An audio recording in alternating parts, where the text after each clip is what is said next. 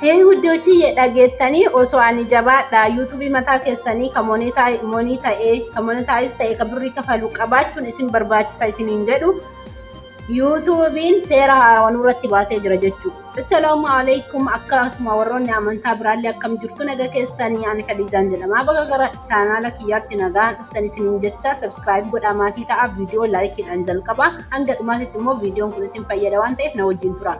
Keessattuu YouTuberootaa fi akkasuma warra YouTube banachuudhaaf karoora qabu sirriitti isin ilaallata jechuudha.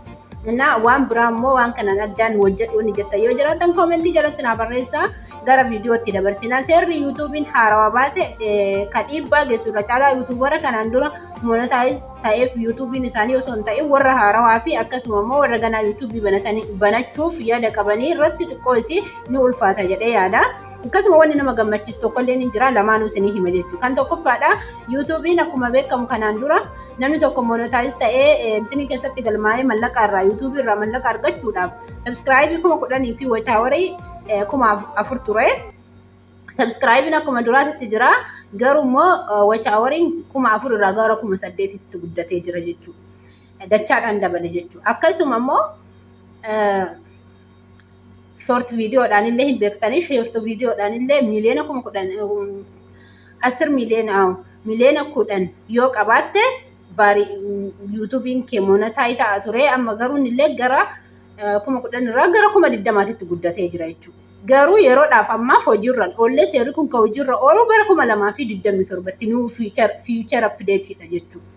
Nuti immoo maal gochuu qabna YouTubein wanni kana dursee baaseef akka dursee namni itti fayyadamuu qabu dursee itti fayyadamuu fi osoo barri 2027 dhufeen bara kana keessatti yeroo qabnu ji'a 5 kana keessatti jabaannee hojjannee YouTube keenya monetize godhachuu qabna jechuudha.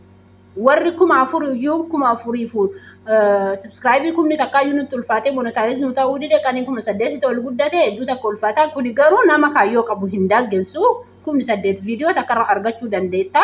Yaa'u viidiyoo YouTube yeroo jalqabaatiif challenge ni qaba. Dhumarra immoo yoo viidiyoon tokkoon vaariyaalii sii ba'ee argachuu dandeetta jechuudha. Abdii sun kutachiisuu barbaadeetiin garuu isin jajjabeessuuf yeroo qabdan kanatti akka itti fayyadamtanii fi inni biraa immoo wanni das nama jedhu yeroo qabdan kanatti fayyadamaa jechuudha fi ka waa'ee vaariyaalii dabalee watch hour dachaadhaan dabalee jechuudha. Inni lammataa immoo viidiyoo akkuma fakkeenyaaf TikTok keessatti pilaatfoormii biraa irratti update fi copy gochuun edit fi copy gochuun danda'amu YouTube keessatti illee copy gochuu fi editing jalqabamee jira.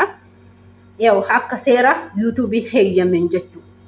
Kanaafuu inni immoo warroota amma fakkeenyaaf viidiyoo akkanatti bayanii waraabuu hin barbaanneef akkasuma immoo waan waraaban waan hojjetan waan create godhan hin qabneef ajandaa create gochuu danda'anii waan garagaraa viidiyoo namaa irratti react godhanii hojjechuu danda'an jechuudha. Kun immoo nama akka yaani bayanii hojjechuu hin barbaanneef akkasuma waan hojjetan ofii isaaniitii waan wayii create godhuu hin barbaanneef kan namaa irratti hojjetanii ajandaa create godhanii YouTube monetize godhachuun danda'amee jira. Kun immoo waan nama gammachiisu jechuudha. Kanaafuu maal eegdan hirribaan kaatan ammallee ka'aatii YouTube mataa keessanii qabaachuu qabdan.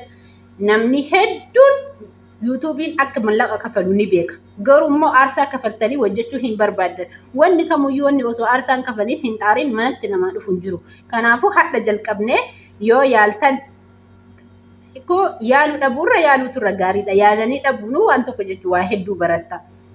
Innaa yaallee milkoofne maashaallah.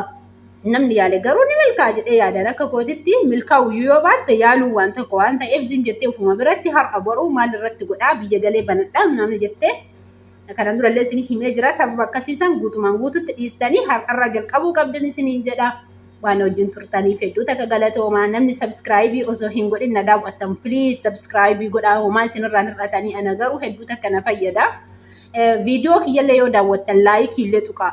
Fakkeenyaaf hin qabaa viidiyoon kiyya view sanirratti garuu namni koomentii barreessu namni like godhuu fi namni subscribe na godhu xiqqaadha. Namni viidiyoo kiyya laalurraa harki 99 osoo subscribe hin godhin na daawwachuu jirtan jechuudha. Kanaafuu subscribe godhaa please family taana.